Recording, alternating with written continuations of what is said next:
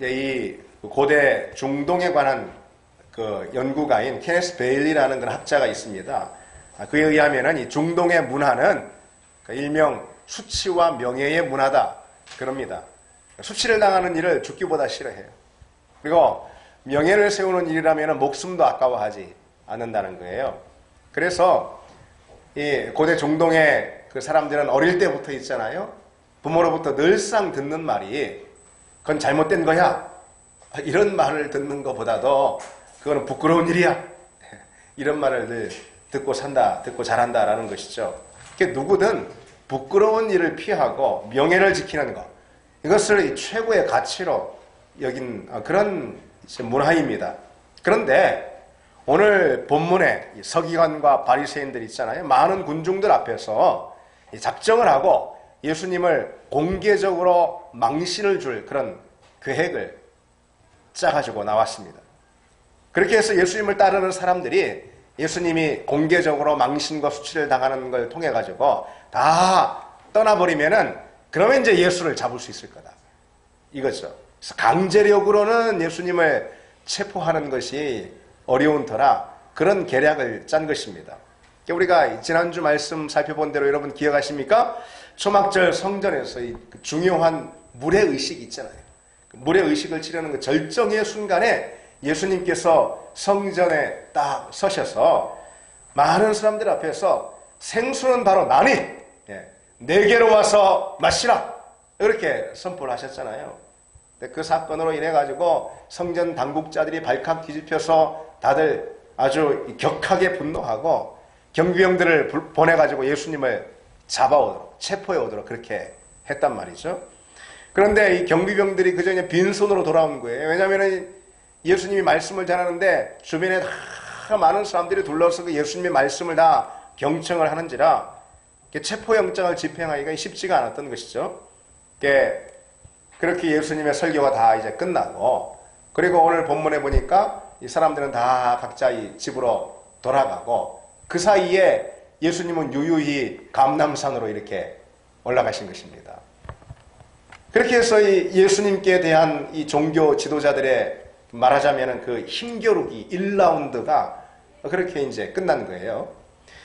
그래서 밤 사이에 이들이 이제 그야말로 절치부심 해가지고 2라운드를 준비했습니다. 그게 오늘 본문이에요.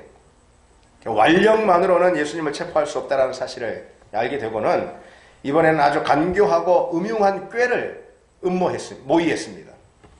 예수님에게 올무를 놔가지고 꼼짝없이 거기에 걸리게 하는 것이죠. 그래서 그러한 음모의 희생자도 필요했는데 바로 가늠하다가 현장에서 붙잡힌 여인이 딱 걸려드는 것이죠. 그래서 아침이 되자 예수님께서 이 감람산에서 다시 예루살렘 성전에 내려오셔가지고 성전에서 많은 사람들을 이렇게 다시 가르치셨습니다. 당시 예루살렘 성전은요 굉장히 컸어요, 여러분. 성전으로 들어가는 입구하고 그 성전 뜰, 그 뜰도 이방인의 뜰, 여인의 뜰, 그 다음에 유대인의 뜰 이렇게 뜰이 많았어요. 그래서 그 넓은 이 성전 전체의 넓이가 이제 우리 평수로 계산을 해보면 24,000평 정도 돼요. 35에이커. 24,000평. 굉장히 이 성전이 이 뜰까지 포함하면 넓었습니다. 이 1세기 그 유대 역사가 요세푸스에 따르면은 이 절기 기간 있잖아요. 초막절 절기라고 그랬잖아요. 이 절기 기간에는 수많은 유대인들로 그 넓은 이 성전 경내의 뜰이 가득 사람들로 차서 막 붐볐다라는 것입니다. 그러다 보니까 이 돌발적인 어떤 소요 사태가 막 일어나기도 했어요. 그래서 그 로마군이 그 경내에서 항상 이 경계하면서 이 지켜봤다라는 거예요. 그런 환경에서 이 오늘 서기관들과 바리새인들이 기막힌 장면을 연출했던 것이죠. 가늠하다 현장에서 붙잡힌 한 여인을 이 사람들로 가득한 성전뜰로 데려와서는 거기서 마침 무리들을 가르치고 계신 예수님께 다짜고짜 물은 것입니다. 선생이여, 이 여자가 가늠하다가 현장에서 잡혔나이다. 모세는 율법에 이러한 여자를 돌로 치라 명하였거늘 선생은 뭐라고 말씀하겠습니까? 시험을 한 것입니다. 사실 이들은 처음부터 이 간음을 범한 여인의 이 죄를 어떻게 처벌해야 할까? 뭐 그런 거에 이들은 관심이 있는 사람들이 아니었어요. 단지 예수를 고발할 빌미를 얻기 위한 덫으로다가 여자를 이용할 뿐인 것이죠. 더욱이 간음은 여러분 혼자서 범하는 죄가 아니잖아요. 그렇죠? 그런데도 불구하고 무슨 이유에서인지 이 연약한 여자만 끌고 온 거예요. 율법에 뭐 그토록 목을 매는 바리새인들이 어찌해서 함께 간음죄를 범한 남자는 어디다 두고 말이죠. 그렇죠? 그래서 그들은 무고한 예수님을 잡기 위해서 율법을 이용하고 있을 뿐인 겁니다. 그리고 그저 자신의 목적을 이루기 위해서 이 여인은 하나의 소품 정도로 취급을 했던 것이죠. 그래서 정작 하나님 무서운 줄 모르고 있는 사람들이 그 사람들인 거예요. 바리새인들, 종교 지도자들. 어쨌든 그들은 이 여인을 앞에 세워놓고선 율법은 가늠한 사람은 돌로 쳐서 죽이라 그렇게 명하고 있는데 선생님 당신은 뭐라고 말씀하겠습니까? 이랬습니다.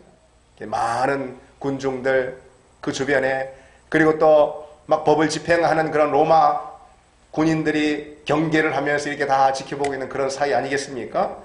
그런 공개적인 자리에서 어떤 답을 선택해도 올무에 걸리게 하는 그런 질문을 예수님께 던지고 있는 것이죠. 그러니까 예수님이 율법대로 여자를 돌로 쳐서 죽이라 그렇게 답을 했다가는 아마 누군가 돌을 주고선 던지려고 하기도 전에 주변에 경계를 서고 있는 로마 군에 의해서 누구부터 체포를 당할까요? 그렇게 선동을 한 예수님부터 체포를 당하고 말 겁니다. 그게 얼마나 그것이 참 부끄러운 일이 되고 마는 것이죠. 근데 뿐만 아니라 그것보다 더 중요한 게 있어요. 이 사람들이 생각할 때 그동안 예수님의 가르침은 어때요? 그렇죠. 그런 가르침이 아니었잖아요. 긍휼의 가르침, 용서의 가르침이었잖아요. 그런 평소 예수님의 가르침과는 너무도 모순적인 처사 아니야 이것은? 그래서 예수님의 긍휼에 대해서 의심을 품고 다 예수님을 떠나고 말 것입니다. 그런 것을 이용한 것이죠. 그렇다면 반면에 예수님께서 모세의 율법은 따를 게 없다. 모세의 율법은 그냥 무시해. 이렇게 말씀을 한다면 율법을 부정하는 거잖아요. 그렇죠? 그러면은 유대인들은 더 이상 예수님을 메시아로 받아들이지 않았을 것입니다. 왜냐하면 메시아는 성경에 있는 그대로 율법을 완성하러 오시는 그런 분이잖아요. 아예 그런 분이 율법을 그냥 정면에서 공개적으로 부정해버리면 누가 예수님을 메시아로 믿겠습니까? 그렇죠? 그뿐 아니라 예수님은 그렇게 말씀을 하면은 불법의 사람으로 낙인을 찍혀가지고 사내들인 공의회, 그러니까 유대인 자치기구예요. 사내들인 공의회의 고발을 당하는 처지가 되겠죠. 그뭐 하여튼 어느 쪽이든 예수님은 함정에 빠지게 되기 때문에 뭐 어떤 대답을 하든 뭐 상관없어요. 코너에 몰리게 되는 것이고 그러면은 망신을 당하게 되는 것이죠. 이들은 그 질문으로 예수님께 공을 이렇게 넘긴 다음에 예수님이 덫에 걸리기를 기다리는 것이죠. 무슨 답변을 하든 이제 저 예수는 곧장 덫에 걸리게 될 거야. 저 예수 주변에 있는 사람들 다 그래서 등을 돌리고 썰물처럼 다 빠져나가 다 떠날 거야. 그러면 이제 기회는 우리한테 오는 거죠. 저 예수라는 골칫거리를 제거할 그런 기회는 이제 시간 문제야. 이러고 있는 것이죠. 승기를 잡았다. 그렇게 여기면서 빨리 답하라 말이죠. 지금 빨리 답하라 말이죠. 예수님을 막 다그칩니다. 몰아세웁니다. 본문 7절에 보면은 그들이 묻기를 맞이 아니하는지라 그랬잖아요. 다그치며 답을 지금 요구하는 거예요. 그 순간 예수님께서 그들이 전혀 예상하지 못했던 제안, 그러나 아주 단순한 제안을 하나 하심으로 그들의 그 비열한 음모와 계산된 올무를 한순간에 무의로 돌려버리십니다. 먼저 예수님은 몸을 굽혀가지고 손가락으로 땅바닥에다가 뭔가 이렇게 쓰십니다.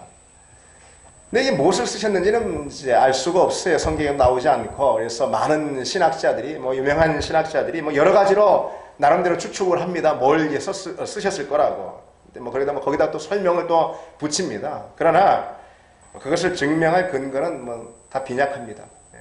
근데 뭐 무엇을 쓰셨든지 그건 우리가 뭐 알 길이 없고, 어쨌든 다시 일어나셔서 가늠한 여인을 붙잡아온 이 고발자들을 향해서 이렇게 말씀하시는 것이죠. 뭐라고 말씀하시죠? 너희 중에 죄 없는 자가 먼저 돌로 치라 말씀하신 거죠. 그래서 그 말씀 한마디로 모든 상황이 순식간에 역전이 돼버린 것이죠. 이제 뭔가 답을 해야 하는 당사자가 바뀌어버리는 거예요. 그렇죠? 이제 서기관들과 바리새인들이 어려운 선택을 해야 하는 압박을 느끼게 된 거예요. 이제 입장이 바뀐 겁니다. 죄 없는 자라는 아주 단순한 조건 하나였지만은 그것이 양심을 누르는 무게는 결코 가볍지 않았습니다. 공을 넘겨받은 이 고발자들은 그것의 무게를 그 양심이 견디지 못하고 이제 결국 다 하나 둘씩 그 자리를 떠났습니다. 그래서 이들은 많은 군중들 앞에서 예수님을 공개적으로 망신을 주려 했지만 도리어 자기들이 망신을 당하는 꼴이 되고 만 것이죠. 예수님에게 부끄러움을 안겨주러 왔는데 그랬다가 도리어 자기들이 부끄러움을 안고 자리를 떠날 수밖에 없었습니다. 예수님을 올무에 걸려고 왔는데 이제 스스로 올무에 걸려서 그냥 넘어지고 만 것이죠. 그래서 결국 이렇게 예수님께 대한 말하자면 도전 2라운드 그 2라운드도 이렇게 맥없이 끝나고 말았습니다. 이것이 오늘 우리가 읽은 본문의 내용입니다. 여러분, 오늘 이 본문의 사건을 통해서 우리는 어떤 메시지를 얻을 수가 있을까요? 저는 이 본문을 묵상하면서 무엇보다도 이 내용이 오늘 본문의 메시지다 라는 묵상을 했습니다. 주님을 만나면은 누구든 감추어진 죄가 드러난다 라는 것이죠. 주님을 만나면은 그 순간 그 누구든 감추어진 죄가 다 드러납니다. 가늠한 여인을 고발하고 있는 이 서기관들과 바리새인들 한번 보세요. 그들은 처음에는 아주 당당하고 의연한 그런 고발자들 아니었습니까? 한 여인의 간음죄를 고발하고 있는 마치 검사의 입장으로 예수님께 태연이 막 다 돌격하듯이 나오지 않았습니까? 그러나 너희 중에 죄 없는 자가 돌로 치라. 예수님의 그 말씀 한마디에 그냥 감히 누구도 죄가 없다 이렇게 나서지 못하게 되는 상황이 된 것이죠. 양심이 찔려서 그 자리에 아무도 남아있을 수 없게 된 것이죠. 이들은 간음한 여인, 현장에서 붙잡힌 여인이에요. 그 여인을 가차없이 고발했습니다. 그러니까 여러분 그 상황을 생각해 보세요. 고발자들을 비롯해서 수많은 사람들이 그 주변의 성전에 다 이 공적인 자리에 거기 다 모였어요. 그 모인 자리에서 죄가 폭로된 사람은 오직 그 여인 한 사람뿐이에요. 그로 인해서 견딜 수 없는 그런 수치와 모멸감으로 온몸을 떨어야 했던 사람은 오직 그 여인 한 사람뿐이었을 겁니다. 그러나 너희 중에 죄 없는 자가 돌로 치라. 예수님의 이 말씀 한마디로 인해서 그동안 감추어졌던 이 주변의 모든 사람들의 그 죄가 다 드러나게 된 것이죠. 의로운 모양, 그저 괜찮아 같은 그런 행위들 있잖아요.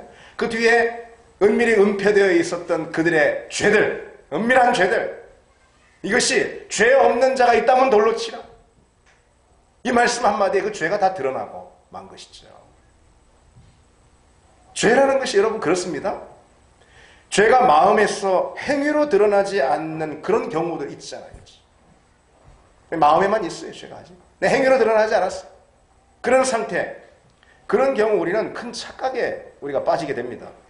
죄가 마음에서 행위로 드러나지 않는 때는 뭐 도덕적으로 우리가 좀 살고 그리고 간혹 뭐 착한 일도 하고 선량해 보이는 그런 일도 하고 그러면서 자기 자신을 뭐 좀 괜찮은 사람으로 그렇게 보는 것입니다. 그렇게 인정합니다. 이 정도면은 뭐 스스로 괜찮지 그렇게 여기는 것이죠. 선하다고 생각하는 것이 심지어 자기 의로움을 가지고 다른 사람들의 죄를 막 비난하고 정죄하기까지 하는 것입니다. 오늘 이 서기관들과 바리새인들처럼 말이죠. 근데 여러분 오늘 생각해 볼 것이 정말 그렇습니까? 그렇습니까? 죄가 단지 행위로 드러나지 않았을 뿐이지 죄가 없는 것입니까? 그렇지 않잖아요. 성경은 의인은 없나니 하나도 없다라고 못 받고 있잖아요. 다윗이 뭐라고 고백합니까? 내가 죄악 중에 출생하였으며 어머니가 죄 중에서 나를 잉태하였나이다. 그랬어요. 이게 뭐 어머니에게 불만을 품는 말입니까 이게? 자기 자신이 그만한 죄 덩어리라는 것이죠. 그러니까 단지 자신이 지은 어떤 개별적인 죄의 행위들 때문에 그렇게 고백하는 것이 아니에요. 그렇죠? 나는 뼛속까지 죄인입니다라는 그런 고백인 것이죠. 마음 자체가 부패했습니다라는 그런 정직한 자기 인식인 것이죠. 바로 그것이 자기 자신의 진짜 내면을 마주하게 되는 사람이라면 누구나 고백할 수밖에 없는 솔직한 고백 아닙니까, 여러분? 그렇지 않습니까? 자기 본성을 정말로 직시해본, 경험해본 사람이라면은 누구나 그런 고백을 드릴 수밖에 없지 않습니까? 우리의 본성의 진짜 모습이 있잖아요. 이것은 우리가 평소 생각하는 것보다 훨씬 더 심각합니다, 여러분. 심각합니다.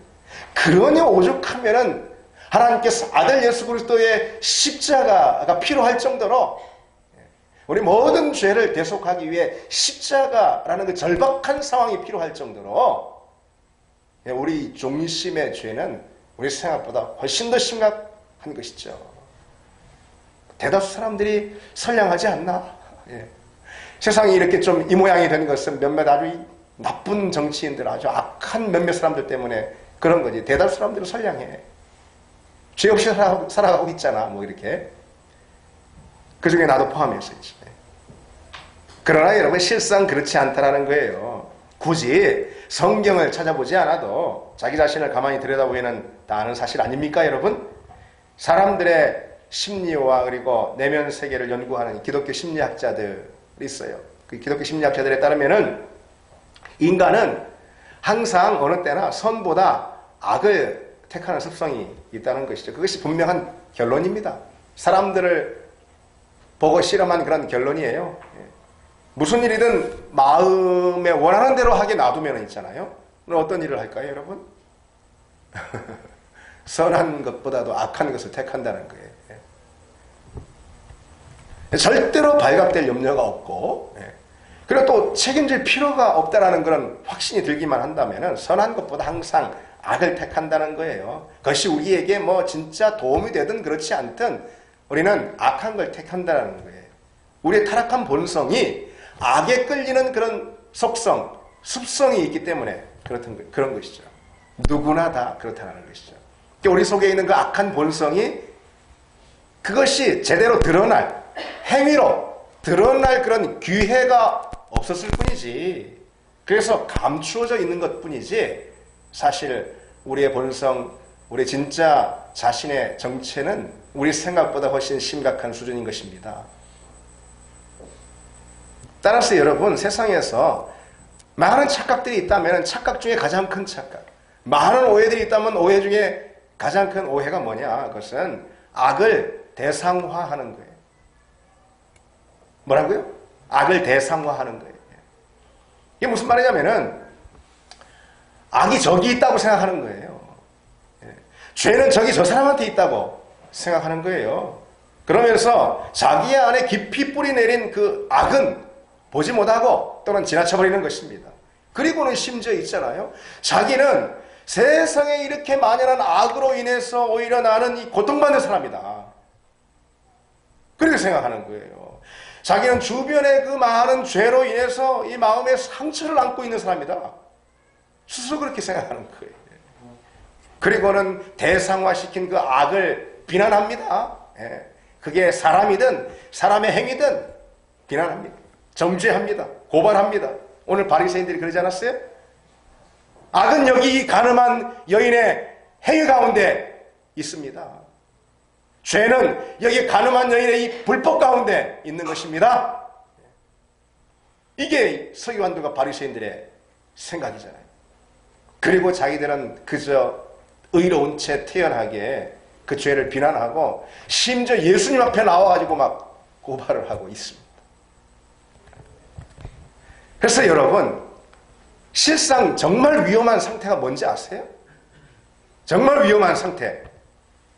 죄가 행위로 드러나지 않은 그때인 거예요. 그러니까 뭐 죄를 지어라 그런 게 아니고 우리 영혼을 볼 때 가장 정작 위험한 상태는 죄가 중심에서 행위로 드러나지 않았을 그때인 것입니다. 도덕적인 삶, 그리고 대략의 율법을 지키는 신앙 아래에 감추어진 그 죄가 도리어 우리 영혼을 위험하게 만든다는 것이죠. 법과 도덕은 우리 다 알듯이 행위만 정죄하고 그 중심과 의도는 정죄하지도 않지 않습니까? 그렇죠. 감추어져 있으니까, 모르니까. 아니, 안다 해도 너 보니까 마음이 시커매. 그거 보니까 내일 죄의 행위로 드러날 게 뻔해. 그러니까 넌 체포한다. 뭐 그럽니까 법이? 그럴 수 없잖아요. 그러니까 부패하고 오염된 우리 마음의 중심은 있잖아요. 정죄도 받지 않고 비난도 받지 않는 그런 안전함 가운데 계속해서 더 깊이 타락하고 더 깊이 오염되는 것입니다. 그래서 간음죄가 행위로 드러나서 지금 직결재판으로 정죄를 받게 된 이 여인보다도 속으로 간음죄를 은밀히 감추고 있는 그 서기관들과 바리새인들의 영적 상태가 실은 훨씬 더 절망적인 것입니다. 그렇죠. 왜냐하면 이들은 조금도 회개하지 않기 때문에 그렇습니다. 드러나지 않은 죄이기 때문에, 감추어져서 은밀히 있는 죄이기 때문에 그로 인해서 비난받지도 또는 회개하지도 않는 것이죠. 근데 주님 뭐라고 말씀하셨어요? 음욕을 품고 여자를 보는 자마다 마음에 이미 간음하였느니라 말씀하신 바 있지 않습니까? 거기 모인 사람들 중 그와 같은 기준으로 볼 때 간음죄를 범하지 않은 사람 단연코 없을 것입니다. 하나님은 다 아세요. 하나님은 중심을 꿰뚫어 보시고 살펴보시는 분 다 아십니다. 잠언 21장 2절에 사람의 행위가 자기 보기에는 모두 정직하여도 여호와는 마음을 감찰하신다. 자기 보기에는 스스로 정직해 보이고 의로워 보이고 또 심지어 다른 사람들 볼 때는 서로가 착해 보이고 선량해 보일지 모르지만 하나님은 중심을 꿰뚫어 보시고 부패한 심령을 하나님은 다 감찰하신다는 것이죠. 그런 하나님 앞에 우리가 어찌 선하다, 어찌 이 정도면 의롭다, 괜찮다 그렇게 말할 수 있겠습니까, 여러분? 그렇게 말할 수 있겠습니까? 죄가 저 사람에게 있다, 어찌 이렇게 고발할 수 있겠습니까, 하나님 앞에? 그렇죠? 악한 것은 저기 있습니다, 하나님. 악을 뿌리 뽑아주세요. 저 사람이 저 사람 죄를 졌습니다. 정죄해 주세요. 우리가 하나님 앞에 그렇게 말할 수 있겠습니까? 다윗은 무릇 나는 내 죄과를 아오니 내 죄가 항상 내 앞에 있나이다 그랬습니다. 악은 무슨 TV 뉴스에 가끔 나오는 그래서 우리가 목격하게 되는 끔찍한 살인사건의 배후에만 악이 도사리고 있는 것이 아닙니다. 죄는 극악무도한 파렴치범이나 반사회적인 인격 장애자들에게만 죄가 있는 것이 아닙니다. 죄는 바로 내 안에 있습니다. 죄는 내 안에 있습니다. 죄는 어디 다른 데가 아닌 바로 내 중심을 들여다볼 때 가장 똑똑히 마주할 수 있는 정체입니다. 죄는 내 자신을 들여다볼 때 가장 분명히 발견하게 됩니다. 독일의 한나 아렌트라는 유명한 철학자가 있습니다. 이렇게 말했습니다. 악이란 뿔 달린 악마처럼 별스럽고 괴이한 존재가 아니라 언제나 우리 가운데 있습니다. 그랬어요. 그래서 그것을 가리켜서 악의 평범성이라 이렇게 칭했습니다. 악의 평범성이 무슨 말이냐면은 한나 아렌트가 그 사실을 깨닫게 된 이 계기가 있어요. 그것은 이제 유대인 대학살 홀로코스트 있잖아요. 그것을 잔인하게 주도했던 아돌프 아이히만이라는 그런 나치 친위대가 있는데 그 사람이 붙들려서 이 재판을 하게 되는 그런 과정이 있는데 그 과정을 취재하게 된 것입니다. 한나 아렌트가. 이 아돌프 아이히만이 1960년에 이스라엘의 비밀 경찰에 의해서 체포가 된 거예요. 그리고 그 재판을 위해서 예루살렘에 압송이 된 것입니다. 검사들은 그 집단 수용소에서 살아남은 몇 명의 유대인들을 증인으로 불렀습니다. 이 아이히만이 정말로 그런 이제 전범 그런 죄를 지었는가 이거 확인해야 되잖아요. 증인들을 불렀어요. 그래서 유대인 증인들이겠죠, 당연히. 그래서 그 가운데 예힐 디누어라는 그런 증인이 나왔습니다. 그래서 악명 높은 아우슈비츠 수용소에서 기적적으로 죽음을 모면했던 그런 사람입니다. 증언을 하는 날이 됐는데 디누어가 이 재판장에 들어섰습니다. 그리고선 이 방탄유리, 아주 살인마니까, 방탄유리를 딱 이렇게 앞에 두고서는 아이만을 대면하게 됐습니다.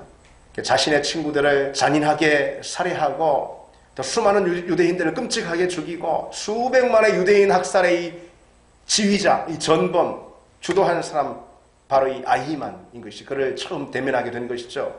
그러니까 희생자와 그야말로 이 살인마가 서로 마주해서 서로의 눈이 마주치는 그 순간이 되자 법정에는 일순간이 침묵이 흐르고 긴장이 돌았습니다. 그러나 그 순간 이 디누어가, 증인으로 나온 이 디누어가 비명을 지르면서 이 법정에서 쓰러진 채 흐느껴 울었습니다. 크게 흐느껴 우는 것입니다. 그래서 그 장면을 보는 이 법정에 많은 이 사람들이 이런 추측들을 하는 거예요. 디누어가 왜 저렇게 할까? 이런 추측들을 하는 거예요. 끓어오르는 증오를 억누를 수 없어서 저렇게 흐느껴 우는 거야? 바닥을 치고 우는 거야? 정말 저 방탄유리만 아니면 그냥 주먹으로 당장 저 살인마를 치고 싶은 거야. 끓어오르는 분노가 있을 거야. 그래서 저렇게 흐느껴 울겠지? 그게 아니면은 소름 끼치는 옛 기억이 떠올라서 그러는 거 아닌가? 그것도 아니면은 아히만의 저 얼굴에 나타난 악마의 모습에 그만 압도가 당해서 저러는 거 아닌가? 여러 가지 추측들을 내놨습니다. 네, 그것이 다 아니었어요. 나중에 디누어가 자신이 법정에서 그처럼 흐느껴 울었던 이유에 대해서 이렇게 말했습니다. 아히만을 본 그 순간 그에게서 기대했던 그 사악한 악마의 화신 같은 그런 모습은 볼 수 없었다는 거예요. 그는 그냥 평범한 보통 사람이었어요. 다른 사람들과 나와 하나도 다를 바 없는 그냥 평범한 사람이었다는 거예요. 그가. 그 순간 디누어는 죄와 악은 스스로를 그저 평범하다고 생각하는 모든 사람들 안에 있다는 사실을 깨닫게 됐습니다. 그래서 이렇게 말합니다. 나는 나 자신이 두려워지기 시작했습니다. 나도 그와 똑같이 그런 잔인한 죄를 충분히 저지를 수 있는 존재라는 사실을 깨달았기 때문입니다. 아히만은 모든 인간의 본성에 살아있습니다. 그랬습니다. 여러분, 우리 역시 그렇지 않나요? 그렇지 않나요? 오늘 본문에 서기관들과 바리새인들은 닭달같이 달려와서 가늠한 여인을 세워놓고선 자기들은 다른 양, 자기들은 깨끗하고 이로운 양 했지만은 거기 끌려온 그 여인과 본질이 뭐지 하나 다른 게 있습니까? 다른 게 있습니까? 우리 역시 마찬가지죠. 내 안에 얼마나 추하고 더러운 이 죄의 모습들이 숨겨져 있는가? 내 안에 얼마나 흉하고 끔찍한 죄의 모습들이 숨겨져, 감추어져 있는가? 바울은 그래서 그와 같은 우리를 향해서 본질상 너희들은 진노의 자녀였다. 이렇게 칭하고 있습니다. 본질상 진노의 자녀. 본질이 죄로 가득해서 진노 아래 이미 놓여있다 이것입니다. 신학자 토머스 보스턴이라는 사람은 그런 우리 인간의 본질적 죄의 상태에 대해서 이렇게 설명해주고 있습니다. 부패로 인해 우리 마음 안에 죄가 깊이 뿌리 내려 있고 그 죄가 우리의 내면에 침투해 있으며 우리의 본성과 뒤섞여 있기 때문에 우리 영혼은 은혜의 기적 외에는 결코 소망이 없습니다. 아멘입니까, 여러분? 은혜의 기적 외에는 우리는 소망이 없는 거예요. 그래서 우리 본성 자체의 부패와 타락으로 인해서 그것이 그저 그럴듯한 우리 행위와 의로운 그저 치장들로 인해서 감추어져 있을 뿐이지 우리 본성 자체의 부패와 타락, 그 죄성으로 인해서 우리는 하나님이 우리에게 허락하시는 십자가 기적이라는 그 은혜 외에는 결코 치유될 수도, 결코 살아날 수도, 그래서 그 어떤 소망도 우리는 찾아볼 수 없다는 것입니다. 따라서 오늘 본문에서 있잖아요. 주님의 용서와 은혜가 필요한 사람은 이 가늠한 여인뿐이 아닌 거예요. 모두가 거기 있는 사람들 다 그 은혜 없이는 살 수 없는, 소망이 없는 사람들이었던 거예요. 그러나 불행히도 용서의 은혜를 누린 사람, 그래서 구원을 얻은 사람은 가늠한 여인, 죄로 인해서 끌려온 그 여인 한 사람 뿐이었죠. 너희 중에 죄 없는 자가 돌로 치라. 주님의 말씀 결국 다들 떠나가고 그 자리에 예수님과 여인만 남게 됐잖아요. 그때 예수님께서 그 여자에게 말씀하시죠.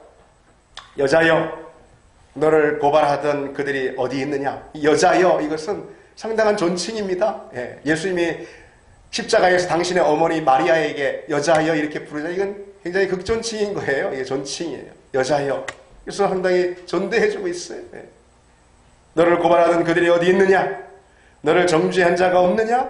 대답하되 주여 없나이다. 예수께서 이르시되 나도 너를 정죄하지 아니하노라. 아멘. 여러분 좋으십니까? 아멘 좀 한번 하십시오. 예. 죄의 싹은 사망이라 그러지 않았어요. 그렇죠? 죄를 지으면 당연히 사망이라는 형벌 또는 대가를 값을 치르는 거죠. 그렇죠? 그런데 왜 오늘 주님께서는 나도 너를 정죄하지 아니한다? 왜 갑자기 정죄를 선언해버리고 마시는 겁니까? 왜 그러시는 걸까요? 아무런 죄의 값을 치르지 않았는데 주님이 책임지시겠다. 그런 말씀인 것이죠. 주님이 모든 이 여인의 죄값을 다 담당하실 거다. 그런 말씀 아니겠습니까? 그래서 오늘 이 주님의 말씀은 이렇게 설명해 볼 수 있는, 표현해 볼 수 있는 거예요. 여자여, 내가 범한 죄는 절대로 용서를 받을 수 있는 죄가 아니야. 하나님께서는 너와 같은 죄인을 돌로 쳐서 죽이라 명령하셨어. 그러나 내가 너 대신 돌에 맞으마. 그 말씀인 것이죠. 내가 너 대신 죽으마. 십자가에서 죽으마. 너 죄를 짊어지고 죽으마. 그러니 따라 안심하라. 내가 너를 용서하노라. 그 말씀 아니겠습니까? 예수님께서는 실제로 그로부터 6개월 후에 십자가에 못 박혀 죽으셨어요. 여자의 모든 죄를 짊어지고 죽으신 것이죠. 물론 오늘 우리의 죄 역시 마찬가지인 것이죠. 우리의 죄가 가늠한 여인처럼 행위로 드러난 죄이든 거기 서 있었던 서기관들과 바리새인들처럼 감추어진 죄이든 우리는 똑같은 죄인들입니다. 십자가의 능력이 아니고선 살 수 없는 그런 죄인들인 것이죠. 십자가의 은혜 없이는 아무런 소망도 없는 그런 죄인인 것이죠. 십자가 없을 때 우리는 그 죄를 안고 스스로 죽을 수밖에 없는, 사망의 형벌 가운데 들어갈 수밖에 없는 그런 죄인이었어요. 아무런 소망이 없는 죄인인 것이죠. 십자가의 능력만이 참된 능력임을 우리는 거기서 알 수 있는 것입니다. 죄가 가져오는 모든 형벌을 도말해버리는 하나님의 권세, 그것이 바로 십자가에 있기 때문에 그런 것이죠. 그래서 여러분, 십자가만의 능력임을 믿습니다. 아멘 하십니까? 예, 우리 2부가 더 많은데 1부보다 소리가 더 너무 점잖으셔가지고, 예, 훌륭하신 분 다 점잖으셔가지고, 예. 사실 저도 젊은 목사라서 청중들의 반응, 뭐 아멘 하고 뭐 무슨 김정은 부대도 아니고 말이죠. 그거 싫어합니다. 저도 되게. 그런데 뭐 어쩔 때 뭐 도통 뭐 좀 어디가 가 계신지 생각이 알 수가 없는 때가 있어요. 예. 그래서 좀 반응도 좀 필요해 때로. 예. 설교는 하고 또 설교는 또 듣는 자리거든요. 뭐 하면 아멘, 뭐 할렐루야, 뭐 이런 그런 좀 김정은 부대 같고 그거는, 예. 그래도 우리는 좀 십자가만의 능력임을 믿습니다, 여러분. 네. 예. 아멘은 나도 그렇게 생각합니다. 그거니까, 예. 십자가만이 구원의 능력이고 십자가 보혈만이 죄의 모든 사슬을 끊어버리는 능력이고 십자가만이 죄의 모든 권세를 이기게 하는 하나님의 권세임을 믿습니다. 그러니 여러분, 오늘 우리가 인생 가운데 누릴 가장 큰 부요가 무엇이겠습니까? 가장 큰 안전은 무엇이겠어요? 가장 큰 평안은 무엇이겠습니까? 십자가 안에 있는 것임을 믿습니다.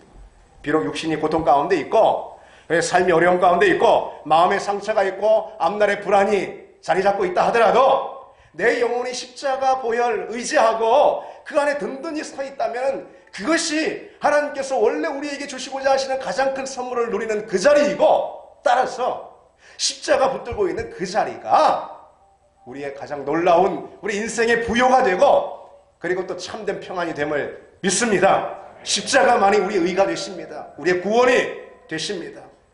십자가만이 하나님이 우리에게 주시고자 하시는 가장 놀라운 선물이었습니다. 그 놀라운 선물을 삶의 모든 순간 모든 자리에서 능력으로 경험하는 그런 여러분 되기를 바랍니다. 우리 같이 이 찬양을 하겠습니다. 십자가 보혈, 그 보혈밖에 없습니다. 세상의 모든 헛된 외침보다 능력 있는 십자가 보혈을 붙듭니다.